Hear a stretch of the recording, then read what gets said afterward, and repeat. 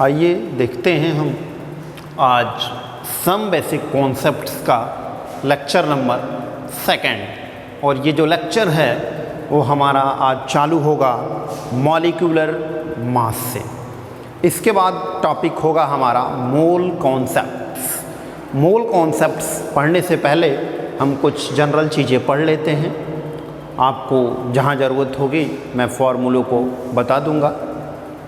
तो देखिए molecular mass क्या होता है। मॉलिक्यूलर मास बहुत ही बेसिक सा टर्म है। क्लास 9th में आप लोग पढ़ चुके हैं इस चीज़ को कि मॉलिक्यूलर मास क्या होता है और क्या क्या इसके यूटिलाइजेशंस होते हैं। किसी भी मॉलिक्यूल्स में प्रेजेंट ईच कंपोनेंट्स के मासेस का सम होता है मॉलिक्यूलर मास। कोई हमारे पास अगर मॉलिक्यूल है, जैसे हमारे पास CH4 है, तो इसमें कार्बन का 1 मॉलिक्यूल और हाइड्रोजन का 4 मॉलिक्यूल। कार्बन के 1 मॉलिक्यूल और हाइड्रोजन के 4 मॉलिक्यूल्स के एटॉमिक मासेस का जो सम होता है वो हमारा मॉलिक्यूलर मास होता है। The summation of atomic masses of each element present in a molecules is known as molecular mass. Mathematically हम डिफाइन कर सकते हैं the summation of atomic masses of each atoms present in a molecules is known as molecular mass। तो आइए कैसे calculate करते हैं। Carbon के 1 मॉलिक्यूल्स का वेट होता है 1, तो 12 × 1 प्लस 1 × 4 और ये जो हमारा सम होगा वो आ जाएगा 16U। U में हम रिप्रेजेंट करते हैं। पहले हम ग्राम भी यूज करते थे, लेकिन U का मतलब यूनिफाइड मास होता है, तो इसको हम यूज करते हैं। तो इसी तरह से हम किसी भी कंपाउंड्स का निकाल सकते हैं। जैसे कि हमारे पास H2O है, कुछ बेसिक कंपाउंड्स का मैं निकाल रहा हूँ। तो 2 × 1 प्लस 16 × 1 = 18U। इसी तरह से हम निकाल रहे हैं H2SO4। 1 × 2 प्लस 32 प्लस 4 और ये हो जाता है हमारा 98U।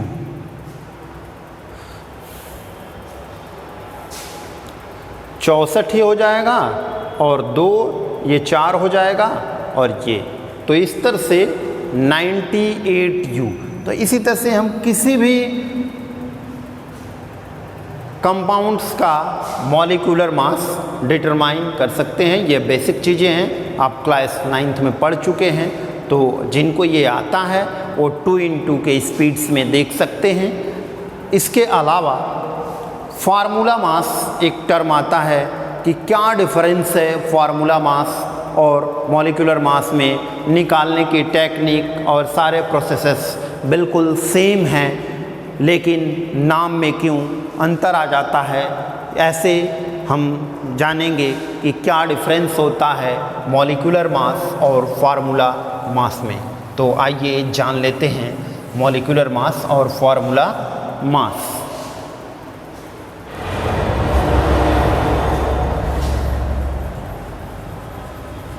Formula mass. Formula mass कब यूज करते हैं?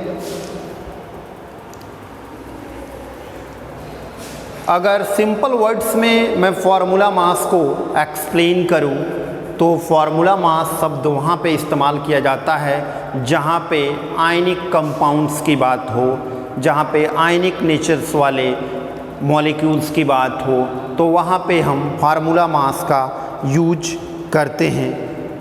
जैसे कि NaCl का हमें कैलकुलेट करना हो, KCl का कैलकुलेट करना हो, LiCl का कैलकुलेट करना हो, तो वहाँ पे हम फार्मूला मास शब्द का इस्तेमाल करते हैं। जहाँ पे मॉलिक्यूल डिस्क्रीट फॉर्म में एग्जिस्ट करता हो तो वहाँ पे हम फार्मूला मास, सारी टेक्निक्स वही है, कुछ नहीं। The summation of atomic masses of each element present in the molecules is known as formula mass. But लेकिन कंपाउंड हमारा आयनिक होना चाहिए तो वहाँ पे हम फार्मूला मास शब्द का इस्तेमाल करते हैं। मॉलिक्यूल्स का जो अरेंजमेंट होता है वो 3 डायमेंशनल्स में होता है। आयंस जो होते हैं पॉजिटिव और नेगेटिव फॉर्म्स में होते हैं, इसलिए वहाँ पे हम फार्मूला मास शब्द का इस्तेमाल कर लेते हैं। तो जैसे हमें NaCl का कैलकुलेट करना हो तो कैसे कैलकुलेट कर सकते हैं?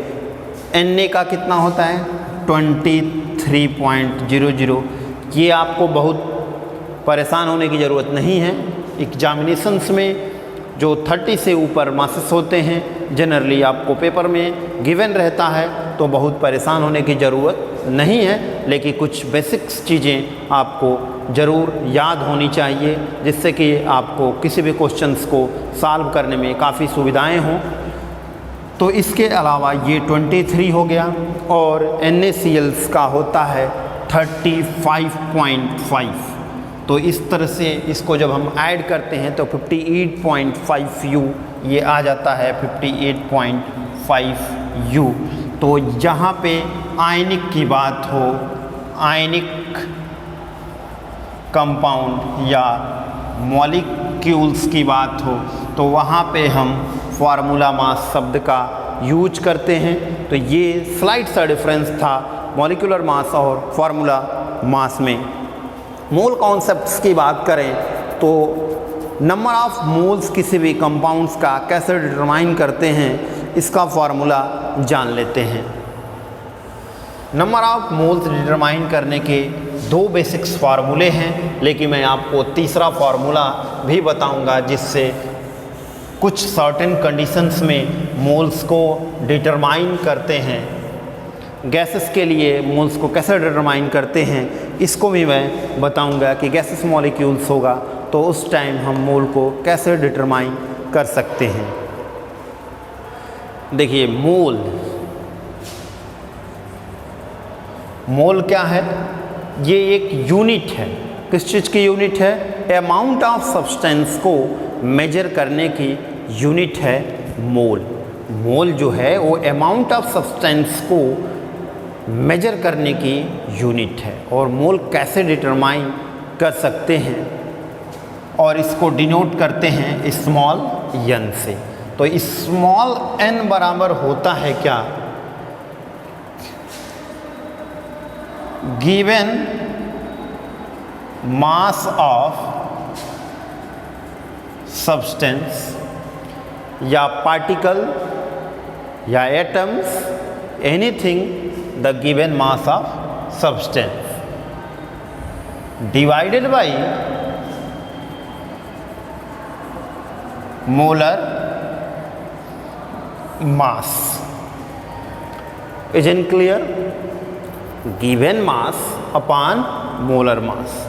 किसी भी कंपाउंड का 1 मोल, एक यूनिट जो होता है वो 1 ग्राम यूनिट जो होता है 1 मोल्स के बराबर होता है। इस चीज़ को भी हम समझने की कोशिश करेंगे। जैसे आप जानते हैं, वाटर का एग्जांपल लेता हूँ आपके लिए आसान रहेगा। 18 ग्राम वाटर, 1 मोल हम कहते हैं इसे H2O, 1 मोल हम कहते हैं। लेकिन कैसे ये एक्चुअल है कि 1 मोल के बराबर है? अगर इस वैल्यू 1 आ जाए तो ये 1 मोल के बराबर हो जाएगी। क्लियर? तो हम कह रहे हैं कि 18 gram of H2O, 18 gram H2O का है, फाइंड मोल्स। फाइंड मोल। 18 कितना गिवन है? 18 ग्राम। तो गिवन मास कितना हो गया? 18। अब मोलर मास ऑफ H2O हम निकाल लेंगे, तो 2 और 16 18 हो जाता है। तो इस तरह से ये हमारी वैल्यू आ जाती है 1। क्लियर? किसी भी चीज़ के लिए आप निकाल सकते हैं, NaOH के लिए निकाल लीजिए। जैसे हम कह दें 80 ग्राम ऑफ NaOH है, 80 ग्राम ऑफ NaOH है, फाइंड मोल।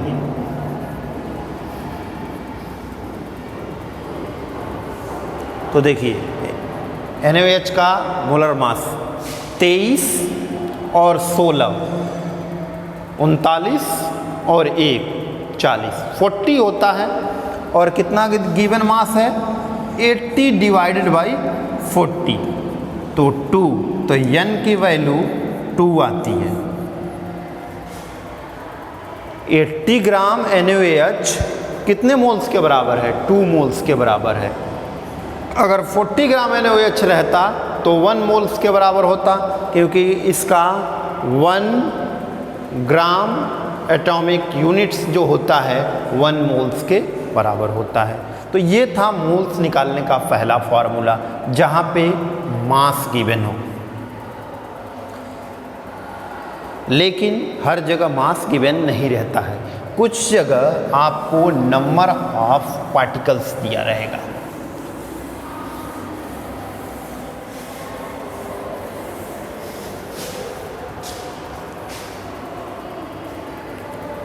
Na निकालने का दूसरा formula, number of particles slash atom molecule electron etc कुछ भी दिया हो और उसमें नंबर ऑफ मोल्स पूछ रहा हो, तो Na से डिवाइड कर देंगे तो आ जाएगा। Na की वैल्यू कितनी होती है? 6.022 इंटू 10 टू द पावर 23। इसको आप 6 लेके भी क्वेश्चन सॉल्व कर सकते हैं एग्जामिनेशंस में, जहाँ पे कॉम्प्लिकेशंस कम करने हों, जहाँ पे कैलकुलेशन कॉम्प्लिकेटेड होते हैं, वहाँ पे आप इसको 6 मान के ऊपर वाली वैल्यूज को डिवाइड कर सकते हैं, तो आंसर लगभग बराबर आता है। थोड़ा बहुत डिफरेंस चलता है वहाँ पे।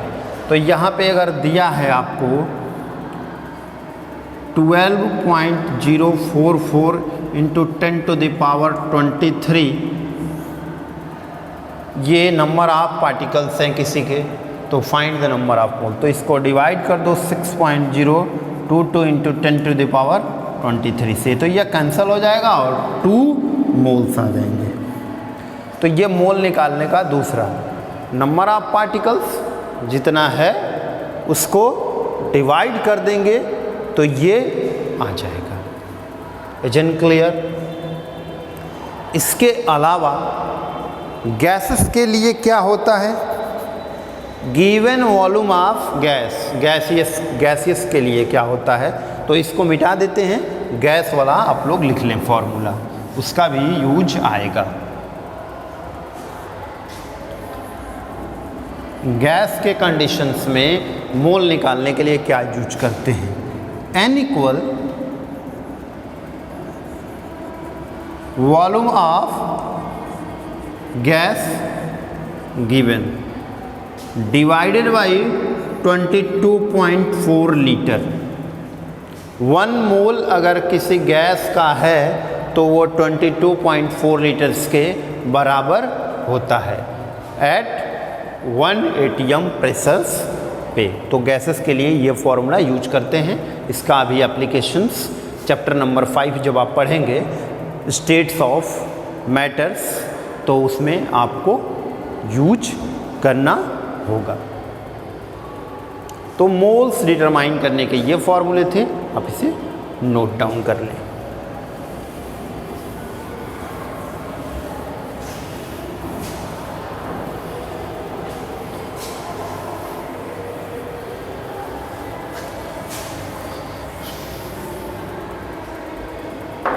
इसके बाद हम आज बात करेंगे परसेंटेज कंपोजिशंस की।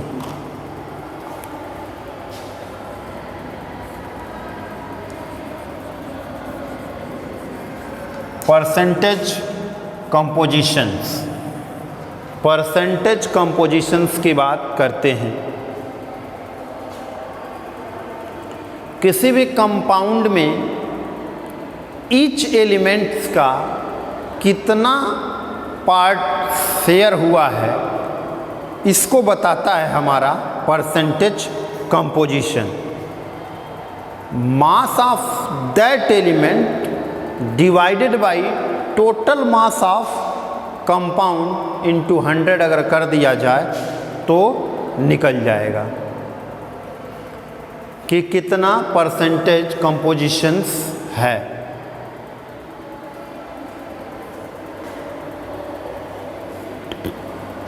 जैसे मान लीजिए CaCO3 एग्जाम्पल ले लेते हैं।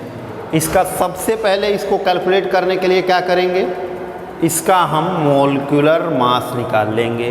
तो कैल्शियम का हो जाता है हमारा 40, कार्बन का 12 प्लस ऑक्सीजन का 16 इंटू 3, तो ये हो जाता है 48। तो 48 और 12 60 और 40 ये हो जाता है 100।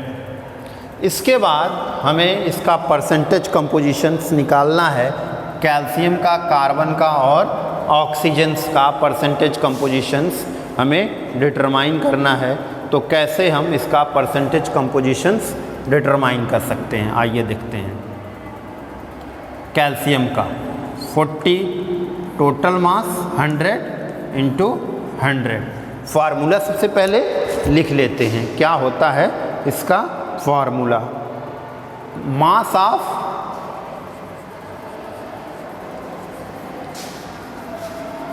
That element upon total mass of compound into 100।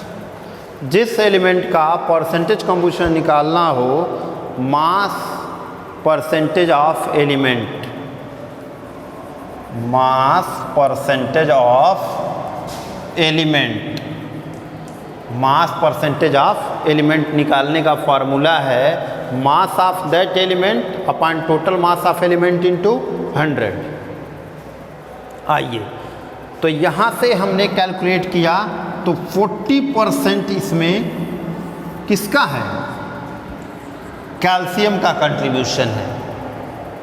Carbon का देख लेते हैं, तो 12 इंटू ये टोटल मास 100 इंटू 100, तो ये हमारा आ जाता है 12% किसका, कार्बन का परसेंटेज आ जाता है। और उसके बाद हम देख लेते हैं ऑक्सीजन का, तो 48 इंटू 100 इंटू 100, तो ये कैंसल आउट हो जाता है और ये 48%। अब देखिए अगर आपने क्वेश्चंस को सही सॉल्व किया है तो इन तीनों का सम करते हैं तो ये 100 आना चाहिए। 40, 48 और 12 और ये जब सम करेंगे तो 100 आ जाएगा।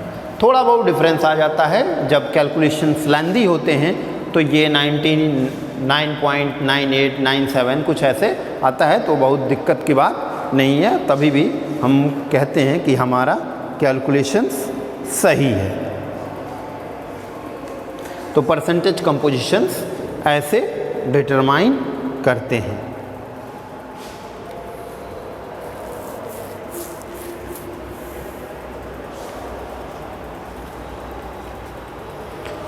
इसके बाद हम नेक्स्ट लेक्चर जो होगा उसमें हम पढ़ेंगे मोलैरिटी, मोलेलिटी, नॉर्मेलिटी, और हम ये निकालना सीखेंगे एम्पिरिकल फार्मूला और मॉलिक्यूलर फार्मूला कैसे डिटरमाइन करते हैं। तो ये थर्ड लेक्चर में हम देखेंगे कि कैसे मॉलिक्यूलर फार्मूला को डिटरमाइन